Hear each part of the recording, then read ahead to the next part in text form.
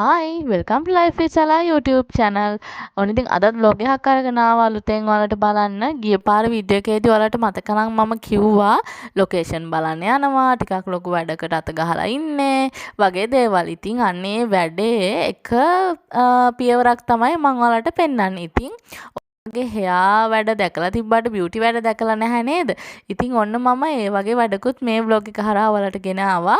ඉතින් මේ තියෙන්නේ ප්‍රී ෂූට් එකක්. ඉතින් මම අර වැඩ ටිකක් කරේ මෙන්න මේ ප්‍රී ෂූට් එක වෙනුවෙන් සහ වෙඩින් එකක් වෙනුවෙන්. ඉතින් අපේ ගෙදරින්ම තමයි මම මේ වැඩේ පටන් ගත්තේ. ඉතින් අපේ මල්ලිගේ වෙඩින් එක. ඉතින් ඒ නිසා එයාගේ ප්‍රී ෂූට් එකට මම තමයි ඩ්‍රෙස් කරේ. ඉතින් ඒ ටික තමයි මේ vlog එකෙන් ඔයාලට පෙන්නන්නේ මම. ඉතින් අපි ලොකේෂන් විදිහට නුවර ලොකේෂන් දෙකක් තමයි හොයාගත්තේ. ඉතින් හෝටල් එකක් සහ පන්සලක්.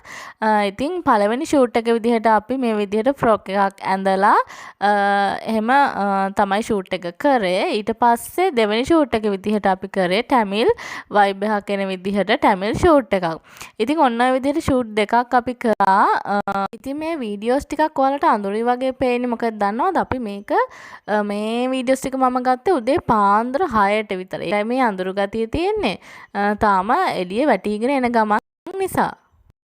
ඉතින් තෝරගත්ත ලොකේෂන් දෙක හරිම ලස්සනයි. ඉතින් ඔයාලටත් මේ වීඩියෝ එක බලලා ඒ ලොකේෂන් වලට යන්න ආසාවක් එහෙම තියෙනවා නම් කමෙන්ට් එකක් දාගෙන යන්න. එතකොට මම හරියටම ඔයාලට කියන්නම් ලොකේෂන් කොහෙද තියෙන්නේ කියලා. ඉතින් අපි පාන්දරම වැඩේ පටන් ගත්තා. උදේ 6 වෙනකොට ෆොටෝ ෂූට් එක පටන් ගත්තා. මෙන්න මේ විදිහට. උදේ පාන්දරම ෆොටෝ ෂූට් එකක් කරාම තමයි ඒකේ ලස්සන තියෙන්නේ කියලා මටත් හිතුණා. මේ වීඩියෝස් දකිද්දි සහ ෆොටෝස් නම් තාම මම දැක්කේ නැහැ. ඉතින් ෆොටෝස් මේ වීඩියෝ එකට ඇටච් කරන්න හම්බ වෙන්නේ නැහැ. ඉතින් ඔයාලගේ ඉල්ලීමක් තියෙනවා නම් මං වීඩියෝ එකකින් ඒ ෆොටෝස් අපිට ලැබුණාම කීපයක් ඔයාලට පේන්න දාන්නම්.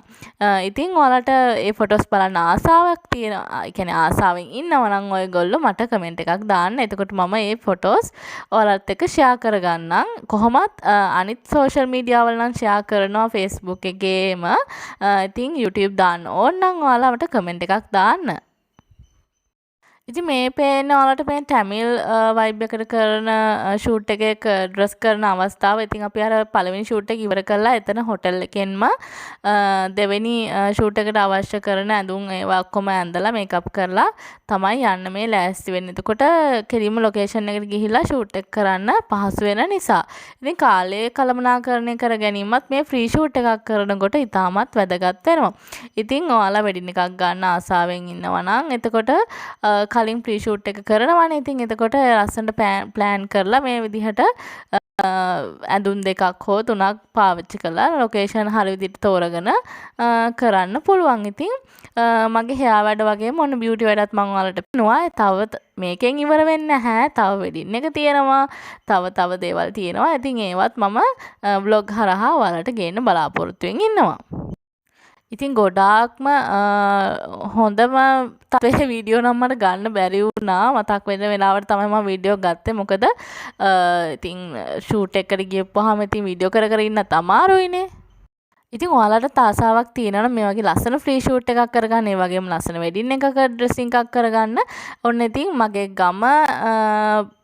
ගමේ ගිහිලත් මම වැඩ කරනවා. මොකද බුලත් කොහොපිටියාවට තියෙන වැඩත් මම කරනවා. ඒ වගේම හෝමාගම පිටිපනාවට වැඩත් මම කරනවා. ඉතින් ඔයාලා මගේ YouTube channel එකේ තැන් දිහස්වල ඉන්න හැමෝම ඉන්නවා කියලා මම දන්නවා. ඉතින් නැවත මතක් කරන්නම් බුලත් කොහොපිටියාවට සහ හෝමාගමවට මම ඕන වැඩක් කරනවා. මොකද ගමේ ගිහිලත් මම වැඩ කරනවා. මම දැනට ඉන්න හෝමාගම ප්‍රදේශයේත් වැඩ කරනවා. ඉතින් දැන් මම වැඩ කරන්න පටන් අරගෙන තියෙන්නේ. ඉතින් ඔයාලට පුළුවන් ආසාවක් තියෙනවා නම් මට කමෙන්ට් එකක් දාන්න. එතකොට මම විස්තර දාන්නම්. ලස්සන වැඩක් කරන්න පුළුවන් මේ වගේ. ඉතින් මම ගෙදරින්ම තමයි මගේ බියුටි වැඩ ඕන පටන් ගත්තේ නැවත වතාවක්. මොකද මම කලින් වැඩ කරලා තියෙනවා. නමුත් නවත්තර කරලා ඉඳලා දැන් ඔන්න ආයෙත් පටන් ගත්තා. ඉතින් එහෙනම් මේ වීඩියෝ එකට කැමති නම් ලයික් කරන්න, කමෙන්ට් කරන්න, ෂෙයා කරන්න අමතක කරපා. එහෙනම් තව වීඩියෝ එකකින් හමු වෙමු. ගිහින් එන්නම්. බයි.